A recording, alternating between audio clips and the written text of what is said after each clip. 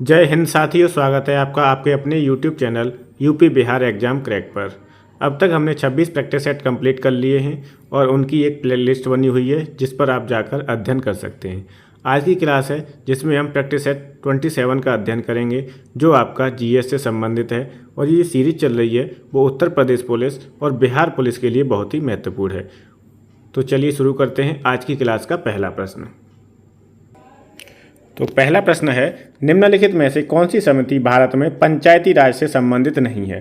तो अशोक मेहता समिति, एल.एम. सिंघवी समिति, जी.वी.के. राव समिति या एन.आर. नारायण मूर्ति समिति। तो इसका उत्तर हो जाएगा डी, एन.आर. नारायण मूर्ति समिति। कोई भी है वो पंचायत राज से संबंधित नहीं है, जबकि अशोक मेहता समिति, एल.एम. सिंघवी समिति और जी.वी.के. राव समिति ये आपकी किससे पंचायती राज से संबंधित हैं। एक समिति है बलवंत राय मेहता समिति, बहुत ही इंपॉर्टेंट समिति है। क्या है? बलवंत राय मेहता समिति। और इसकी जो तिथि है, जो तारीख है वो है 1957। ठीक है।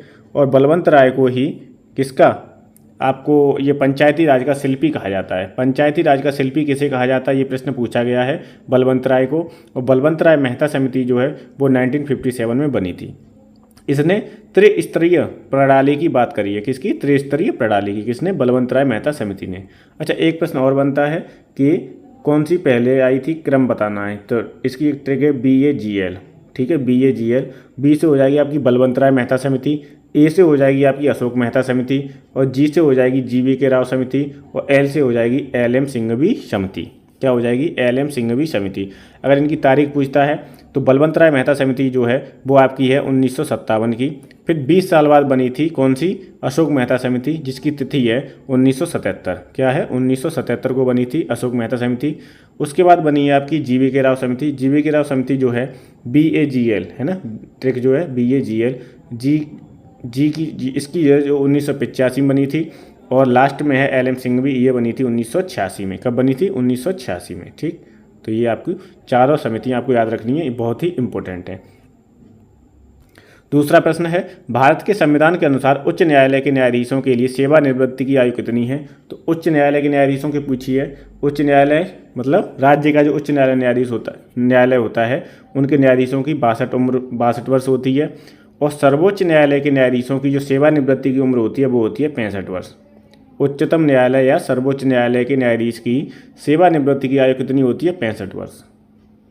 अगला प्रश्न है, राज्य विधान परिषद बनाने या समाप्त करने का अधिकार किसके पास होता है? तो ये अधिकार है आपकी भारत की संसद के पास में। किसके पास? भारत की संसद। और थर्ड का आंसर हो जाएगा बी। क्या हो जाएगा? बी। दो अनुच्छेद आपको याद रखने हैं। 169 जो अनुच्छेद है, कौन सा? 169। इसमें संसद को विधान परिषद के गठन अथवा विघटन करने का अधिकार है। किसे? संसद को। और 171वां अनुच्छेद है, उसमें है विधान परिषद की संरचनाओं का उल्लेख। तो 169 आपको याद रखना है। इसमें संसद के पास ये अधिकार है कि वो गठन करे या फिर विघटन करे। चौथा प्रश्न है, सोशल मीडिया का इस्तेमाल करते हुए कॉरपोरेट संगठनों द्वारा कर्मचारियों की भर्ती को क्या कहा जाता है? तो उसे बोलते हैं सोशल मीडिया हायरिंग। क्या बोलते हैं? Social media hiring. और 4 का उत्तर हो जाएगा डी। 4 का आंसर हो जाएगा डी। पांचवा प्रश्न है, कंप्यूटर शब्दावली में 1 गीगाबाइट के समान होता है। 1 गीगाबाइट किसके समान होता है? तो 1 गीगाबाइट होता है 1024 मेगाबाइट के। 1024 मेगाबाइट के। ठीक है, तो 5 का उत्तर हो जाएगा डी। आपको याद रखना है कि 1 किलोबाइट में होती हैं 1024 बाइट्स। 1 किलोबाइट में, 1 मेगाबाइट में 1024 किलोबाइट्स और 1 गीगाबाइट में होती है 1024 मेगाबाइट।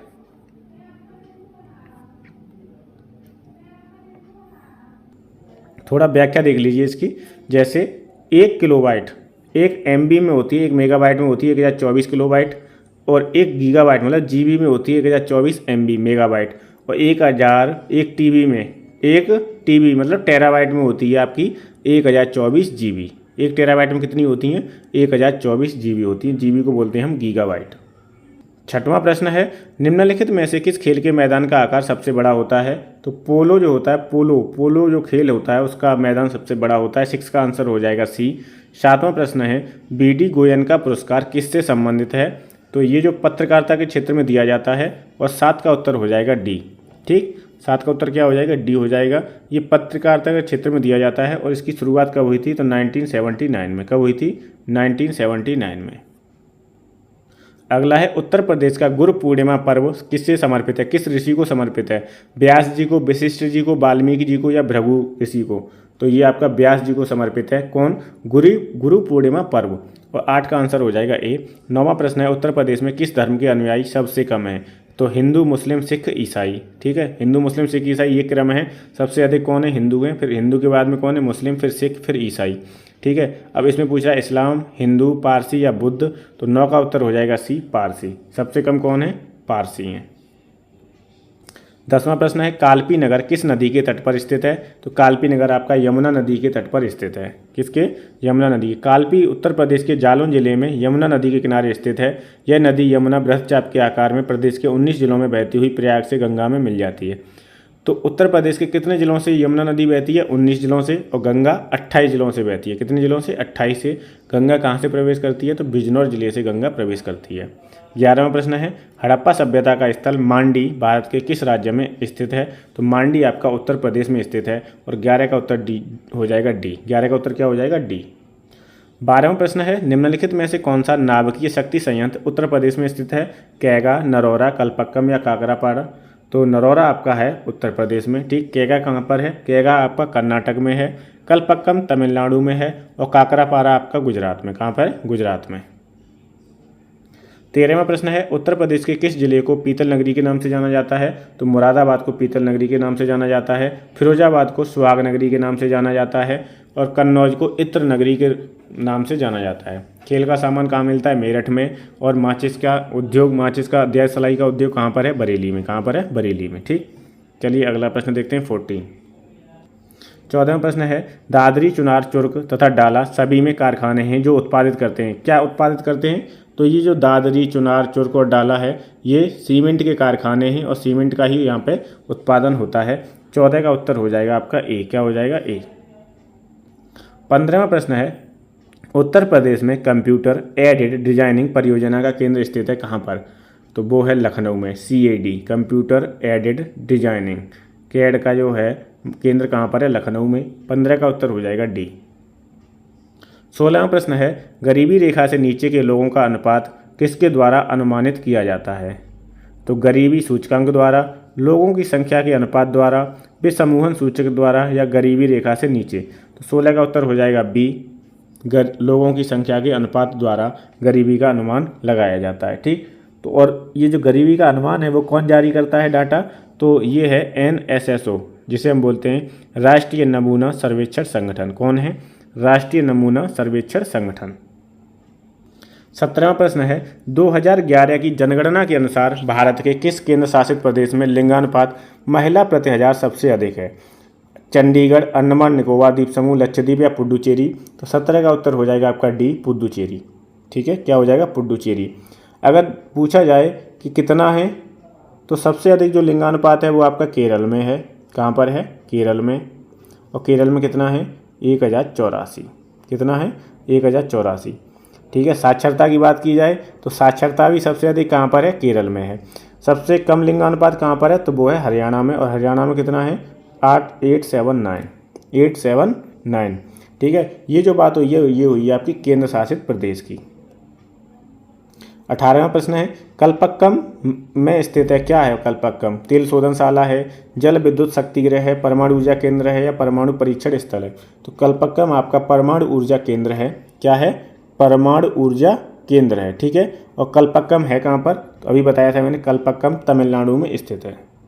19वां प्रश्न है बेलाडीला छत्तीसगढ़ में एक जगह है जहाँ पर किसके समृद्ध भंडार पाए जाते हैं? किनके? तो मैग्नीज, कोयला, हेमेटाइट या तांबा। तो यहाँ पर बेलाडीला छत्तीसगढ़ में उच्च कोटि का हेमेटाइट पाया जाता है। हेमेटाइट क्या है? एक लौह अयस्क का भंडार है, लौह अयस्क है। और 19 का उत्तर हो जाएगा सी। क्या हो जाएगा? 19 का उत्तर सी हो जाएगा।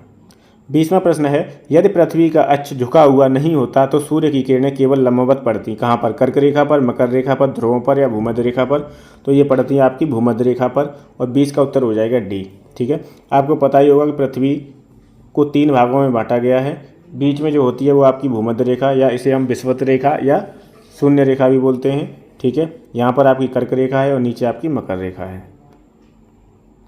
21वां प्रश्न है निम्न में से कौन सा संगठन क्षेत्रीय और राष्ट्रीय स्तर पर दुनिया भर में विदेशी प्रत्यक्ष निवेश क्या बोलते हैं इसे, FDI, क्या बोलते हैं, FDI के में रुझानों की रिपोर्ट प्रकाशित करता है। तो कौन करता है, अंतर्राष्ट्रीय आर्थिक और व्यापार संगठन, संयुक्त राष्ट्र व्यापार और विकास सम्मेलन, विश्व व्यापार संगठन WTO या विदेशी निवेश संवर्धन बोर्ड। 21 का उत्तर हो जाएगा B, संयुक्त राष्ट्र व्यापार और विकास सम्मेलन। एक चीज़ और याद रखनी है आपको, छोटी परीक्षाओं में मुख्यालय भी पूछ लिया जाता है। WTO और WMO इन दोनों के मुख्यालय कहाँ पर हैं, जेनेवा में। और जेनेवा कहाँ पर है, जेनेवा है आपका स्विट्जरलैंड में। WTO, WMO और WHO तीनों के मुख्यालय कहाँ पर हैं, जेनेवा स्विट्जरलैंड में। 22वां प्रश्न है, निम्नलिखित राज्यों में से भारत में चावल का प्रमुख उत्पादक कौन है। राजस्थान, महाराष्ट्र, पश्चिम बंगाल, गुजरात। तो चावल का प्रमुख उत्पादक राज्य है आपका पश्चिम बंगाल और 22 का उत्तर हो जाएगा C। 23वां प्रश्न है, भारत में मुद्रास्फीति लक्ष्यीकरण कौन सा संगठन करता है। RBI, वित्त आयोग, नीति आयोग या भारतीय प्रतिभूति एवं विनिमय बोर्ड। तो वो करता है RBI। मुद्रास्फीति का लक्ष्यीकरण कौन करता है, RBI, reserve bank of India. RBI की जो स्थापना थी वो हुई थी आपकी 1 अप्रैल 1935 को। कब हुई थी, 1 अप्रैल 1935 को RBI की स्थापना हुई थी। और इसका जो राष्ट्रीयकरण हुआ था 1 जनवरी 1949 को। कब हुआ था राष्ट्रीयकरण, 1 जनवरी 1949 को। 24वां प्रश्न है, निम्नलिखित में से कौन सा युग्म कुंभ मेला पर्व और उसके समय अंतराल के बीच सुमेलित नहीं है। तो अर्धकुंभ प्रति 6 वर्ष पे, कुंभ मेला हर दूसरे वर्ष, C है कुंभ प्रति 12 वर्ष पे, या D महाकुंभ प्रति 144 वर्ष पे।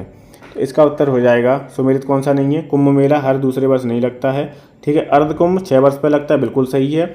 और कुंभ प्रति 12 वर्ष पे लगता है, ये भी सही है। महाकुंभ कितने पे लगता है, प्रति 144 वर्ष पे लगता है, ठीक है। तो अर्धकुंभ 6 वर्ष पे, कुंभ 12 वर्ष पे और महाकुंभ 144 वर्ष पे। 25वां प्रश्न है, कर्नाटक संगीत में अलापना हिंदुस्तानी शास्त्रीय संगीत के समान होता है कि तराना, ताल, आलाप या तिलाना। तो 25 का उत्तर हो जाएगा C, आलाप। 25 का उत्तर क्या हो जाएगा, आलाप। 26वां प्रश्न है, दक्षिण अफ्रीका से किस वर्ष गांधी जी भारत आए थे। तो 9 जनवरी 1915 को गांधी जी वापस आए थे, इसीलिए 9 जनवरी को क्या, प्रवासी भारतीय दिवस मनाया जाता है। तो एक तो दिवस याद रखना है और दूसरा ये तिथि याद रखनी है कि कब वापस आए थे, 9 जनवरी 2015 को वापस आए थे, ठीक है। 27वां प्रश्न है, स्वतंत्र भारत का अंतिम गवर्नर जनरल कौन था। Lord Mountbatten, Rajendra Prasad, C Rajagopalachari या लॉर्ड मैकाले। तो स्वतंत्र भारत के जो अंतिम गवर्नर जनरल थे वो थे आपके C राजगोपालाचारी, ठीक है। C राजगोपालाचारी थे। और प्रथम भारतीय गवर्नर जनरल पूछेगा, प्रथम भारतीय गवर्नर जनरल, तो वो भी आपके चक्रवर्ती राजगोपालाचारी थे। 2 जून 1948 से 26 जनवरी 1950 तक ये बने थे, जबकि स्वतंत्र भारत के पहले गवर्नर लॉर्ड माउंटबेटन थे। स्वतंत्र भारत, क्योंकि माउंटबेटन के हाथ में ही तो कमान थी। तो स्वतंत्र भारत के पूछेगा तो पहले गवर्नर कौन थे, वो कौन थे, तो लॉर्ड माउंटबेटन थे। गवर्नर जनरल की बात करेगा, प्रथम C राजगोपालाचारी थे प्रथम भारतीय गवर्नर जनरल। प्रथम भारतीय गवर्नर जनरल कौन थे, चक्रवर्ती राजगोपालाचारी। और स्वतंत्र भारत के अंतिम गवर्नर जनरल कौन थे, तो वो भी आपके C राजगोपालाचारी थे। 28वां प्रश्न है, भारतीय सेना द्वारा आज़ाद कराने से पहले गोवा एक क्या था। फ्रांसीसी प्रदेश था, पुर्तगाली था, डेनिश था या स्पेनिश था। 28 का उत्तर हो जाएगा B, पुर्तगाली। पुर्तगालियों के बारे में एक बात कही जाती है कि पुर्तगाली सबसे पहले आए थे। कब आए थे, तो 1498 में आए थे। कब आए थे, 1498 में।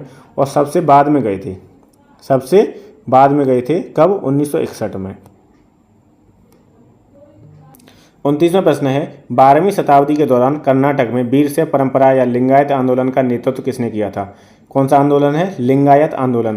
तो बांसबड्डा, सुंदरा, शंबंधरा या चिन्नम्मा। तो इसका उत्तर हो जाएगा बांसबड्डा। और 29 का उत्तर हो जाएगा A, क्या हो जाएगा A। 30वां प्रश्न है, वातावरण को प्रदूषित करने वाला अत्यधिक हानिकारक प्रकार कौन सा है। तो मानव कार्बनिक अपशिष्ट, बर्ड स्थान से अपशिष्ट, अजैव निम्नीकरण, रसायन या प्राकृतिक पोषण। तो वातावरण को प्रदूषित करने वाला अत्यधिक हानिकारक क्या है, मानव कार्बनिक अपशिष्ट। और 30 का आंसर हो जाएगा A, क्या हो जाएगा A। 31 है, नंदा देवी जैव मंडल रिजर्व बायोस्फीयर रिजर्व है जो निम्नलिखित में से किस भारतीय राज्य में। नंदा देवी पूछ रहा है, तो नंदा देवी आपका है उत्तराखंड में। और 31 का आंसर हो जाएगा D, क्या हो जाएगा, 31 का आंसर D हो जाएगा। नंदा देवी कहाँ पर है, उत्तराखंड में। 32 है एम्पियर किसका मात्रा, एम्पियर मात्रक है चुंबकीय क्षेत्र का, विद्युत आवेश का, प्रकाश तीव्रता का या विद्युत धारा का। तो एम्पियर जो होता है वो आपका विद्युत धारा का मात्रक होता है। 32 का आंसर हो जाएगा डी। 33 है C20 एक अणु है जिसमें के रूप में व्यवस्थित 60 कार्बन परमाणु होते हैं। तो किस तरीके से व्यवस्थित होते हैं, तो वो होते हैं 12 पंचभुज और 20 षटभुज। कितने, 12 पंचभुज और 20 षटभुज। और उत्तर हो जाएगा इसका सी। क्या हो जाएगा, सी हो जाएगा। 34 है विटामिन B7 का रासायनिक नाम क्या होता है। तो विटामिन B7 का रासायनिक नाम होता है बायोटिन। क्या होता है, बायोटिन होता है। और 34 का आंसर हो जाएगा बी। क्या हो जाएगा, बी। ये बी कॉम्प्लेक्स के जो विटामिन हैं जैसे vitamin B1 B2 B3 B4 है ना, B5 है। B5 को क्या तो इन्हें भी याद रखना है, ठीक है, इन्हें भी याद करना है, इनके रासायनिक नाम याद रखने हैं। यहाँ से भी प्रश्न पूछा जा सकता है। जैसे ए का नाम क्या होता है, तो ए का रेटिनॉल है, बी का क्या है, थाइमीन है, सी का एस्कॉर्बिक एसिड है, डी का कैल्सीफेरॉल है ना, ई का क्या है, ई का टोकोफेरॉल और के का फ्लोक्विनोन करके है, ठीक है। तो ये रासायनिक नाम भी आपको याद रखने हैं। 35वां प्रश्न है कौन सा विज्ञान फॉसिल प्लांट से संबंधित है। फॉसिल प्लांट से संबंधित कौन सा विज्ञान होता है, पैलियो बॉटनी विज्ञान, भूगर्भ विज्ञान, कीट विज्ञान या वनस्पति विज्ञान। तो 35 का आंसर हो जाएगा ए, पोलियो बॉटनी विज्ञान, ठीक। 35 का उत्तर क्या हो जाएगा, ए हो जाएगा। ये आपके पूरे कंप्लीट प्रश्न हो गए हैं और ये आपका 27वां प्रैक्टिस सेट कंप्लीट हो गया। कितना, 27वां। इसमें ऐसा 3 प्रश्न जो हैं वो करंट के हैं और ये करंट के ये जो प्रश्न है वो इंपॉर्टेंट नहीं है क्योंकि 2023 का करंट है। आपके में जो करंट पूछा जाएगा वो जनवरी 2024 से जुलाई 2024 तक का होगा, ठीक। तो इस क्लास को यहीं समाप्त करते हैं। मिलते हैं अगली क्लास में जो होगी आपकी प्रैक्टिस सेट 28 की क्लास होगी, ठीक है। अगर आपको वीडियो पसंद आ रहे हैं तो प्लीज़ ज़्यादा से ज़्यादा शेयर करो और चैनल को सब्सक्राइब कर लीजिए। Thank you so much.